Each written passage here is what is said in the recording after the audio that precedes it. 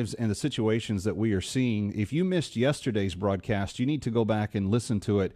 Raymond Ibrahim was with us, and he was telling us the story of how President Mohamed Morsi was directly involved in the Benghazi attacks of 9/11, and the questions that we need to get answered from Washington, D.C. seem to be slow in coming. So we are going to continue to press that story in the days to come. We may be the only ones. I did hear that my fellow talk radio colleague Sean Hannity used my column on his show yesterday. I was very thankful that it got out there, and I even dropped him a note and said thanks, and he said no problem. He said, where's that story been? I said, good question.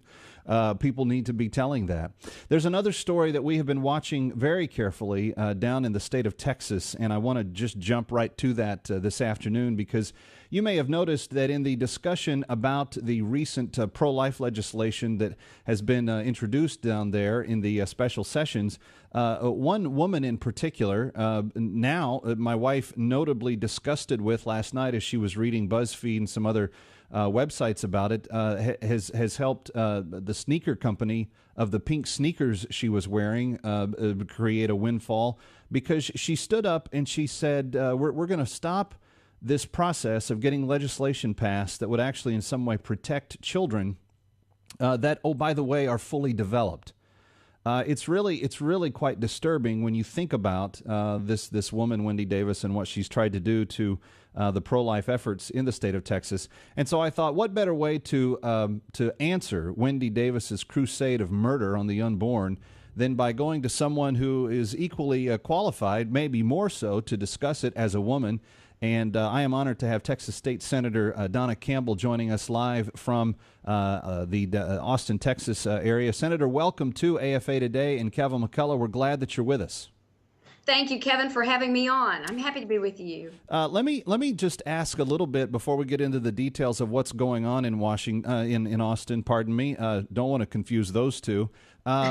What has been your reaction to the celebrity that has come by way of Wendy Davis's efforts there, the disruption that she caused to the proceedings last week, and all the media storm that has basically ignored facts, ignored anything relevant to the discussion, but has celebrated this woman standing up for what I think is a dying cause? I think the pro-abortion side is losing this argument. Well, as a woman, what has been your reaction to Wendy Davis's efforts? You know, you're set up for the frame for this question, especially when you said a dying effort. That's just it. If you're going to stand, if one is going to stand for a cause, do you want to stand for death, a culture of death? Do you want to be a springboard for the abortion industry? And don't kid yourself. This is about protecting the cash cow of the abortion industry.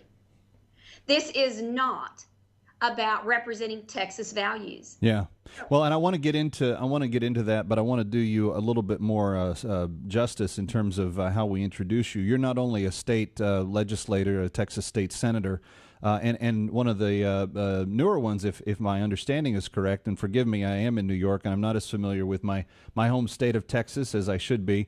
But you also have had a lengthy time of practice in actual medicine. Give us your credentials by way of your medical background coming to this topic. Thank you. I've got a master's in nursing, which I started with. I built on that. I'm a physician. I'm a medical doctor, boarded in both ophthalmology and emergency medicine. I've chosen to practice emergency medicine now for 23 years and do feel I'm quite an authority, most certainly, on emergencies and the practice of medicine in Texas. Also, though, I bring a unique perspective because not only as, yes, a first-time Texas senator and first time in government, but I'm also the mother of 4 adopted children. And I wouldn't have those children had someone chosen a culture of death, abortion, over life. Well, your efforts in this current session of the state of Texas legislature is important, and you're one of the people that are speaking out. Take us back to the beginning of the introduction of this legislation. What does the legislation attempt to achieve, and when was it introduced? It actually was introduced in the regular session, and in Texas, we meet every other year, have 140 days to get legislation introduced and act on it. There was a lot of opposition in the regular session. We weren't sure we could bring it to fruition. We weren't sure that we had all the votes in the regular session to make it pass. So it did not come up for a vote in the regular session. Our governor, who is very pro-life and pro-woman's safety, pro-woman's health, put it on a special call, a special session. So we brought it up last month when it was our first special session, and we had the votes to pass it, 19-10. It failed because a takeover, if you will. We lost the democratic process, and it was traded for mobocracy. So from democracy to mobocracy, and the Texas senators who had the voice to pass this bill, 19-10, did not get their voice heard. And remember, each senator in Texas represents about 850 to 900,000 Texans. So 19 senators, 19 out of 31, who were expressing the voice of Texans were blocked, not because of an ideology. They were blocked because of mobocracy. Take us into that session. What exactly happened? The session was introduced, the legislation was put forward, and for those of us, because some of us didn't see the camera footage of what took place, but how exactly did Wendy Davis and her crew take over that legislative demonstration? There were delay tactics in the House, so it came to the Senate late. Because it came late, it gave the opportunity for filibuster for a 13-hour window. She, so she filibustered, and I was able to stop the filibuster on the last point of order. 2 other senators caught points of order, and after 3 points of order, that stops the filibuster. The filibuster was ruled on as sustained. The filibuster was ruled on as being over because the point of order that I brought up was sustained.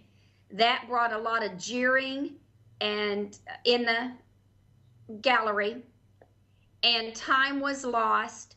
Then another senator brought up an issue about a woman's voice not being able to be heard in a timely fashion.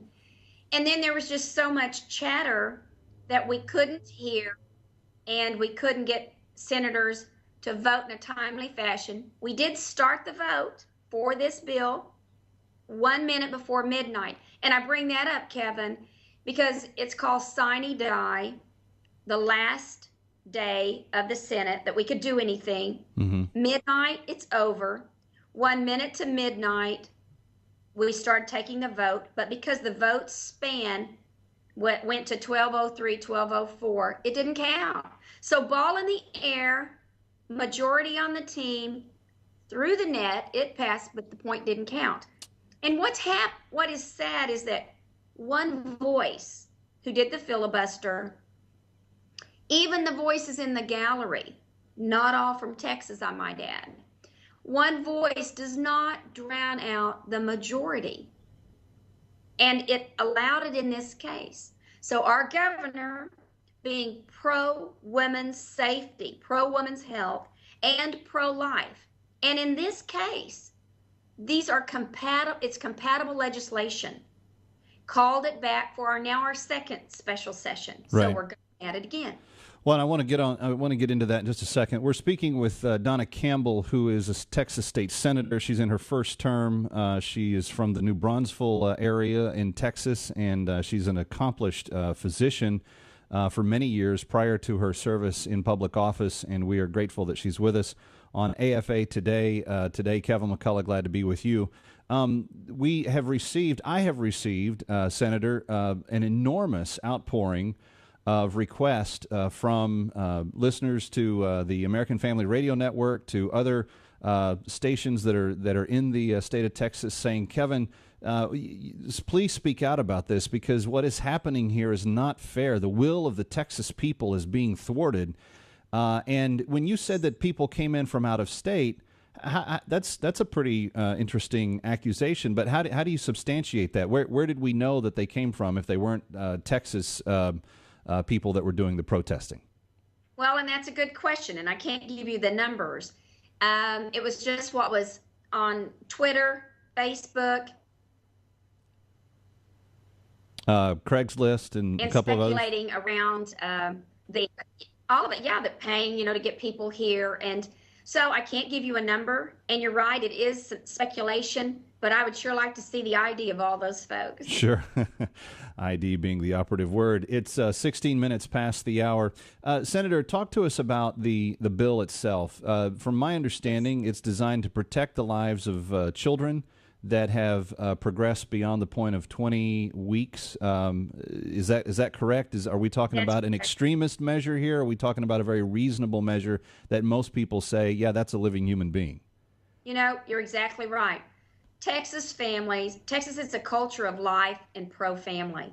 Texas families support reasonable measures found in this legislation to support life, to protect life. Let me break the bill down for you quickly. 3 parts of this bill are to protect women's safety, improve their health, the environment with which abortions are taking place. If I could stop abortions, period, I would. Yeah.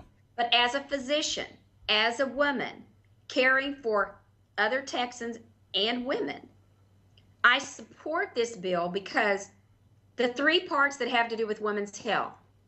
1, makes substandard surgical facilities rise to the same standard as other ambulatory or outpatient surgery centers. Please pause right there, Senator, because I've never understood this. One of the things that Nancy Pelosi has a hard time understanding is the difference between what Kermit Gosnell was doing in his clinic and what other late-term clinics that are still open and operating.